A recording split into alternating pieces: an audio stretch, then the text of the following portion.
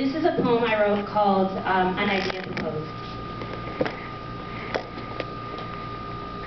I got engaged to an idea.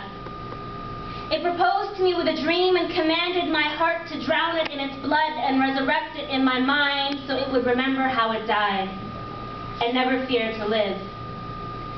As if it was destined to one day ring in minds like memories of melodies, a subconscious remedy until we were ready to profess a love the world has never seen.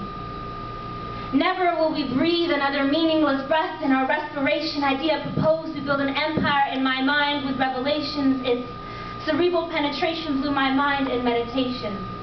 A steady nation we will build of those who pose questions their own hearts fear to answer. Together, we will spread like metastatic brain cancer, overtaking in a mutation of thought, invading the cells of imprisoned thinkers, just to get them out of their pathological locked box of entrained thoughts where they're not taught to think their own and remain lost in no thinking zones. Ignorance places a crown on their domes, but really knowledge holds the throne. Truth manifests in its kingdom and will breathe heavy like a beatbox, surround sounding, so you hear it whether you seek or seek not. An interruption of a sleepwalk until your sleep walks away from you and you can view the vision.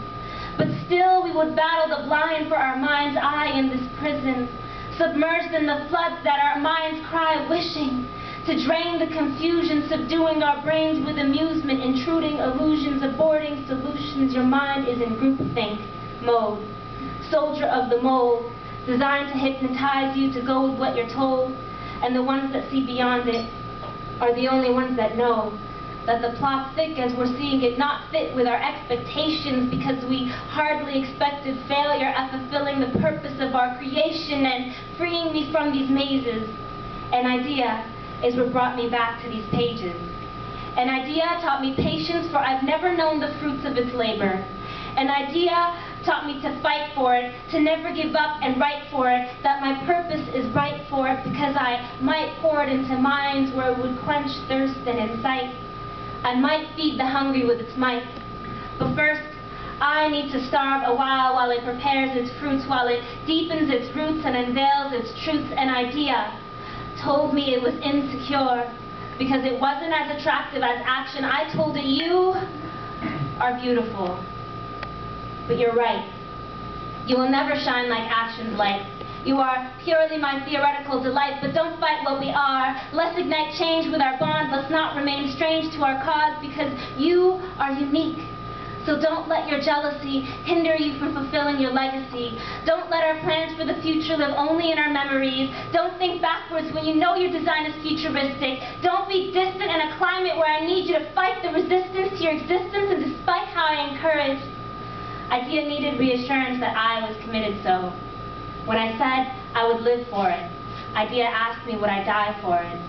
When I said I've stretched my mind to reach for it, it asked me had I stretched my heart to weep for it.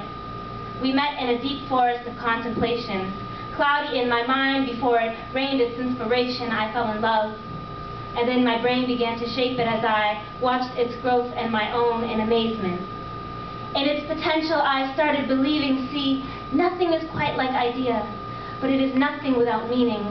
Purpose is its breath, originality is its soul. You are merely the voice through which it speaks its goal.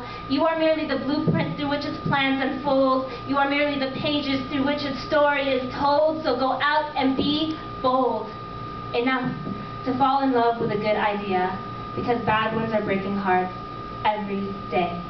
Thank you so much for your time.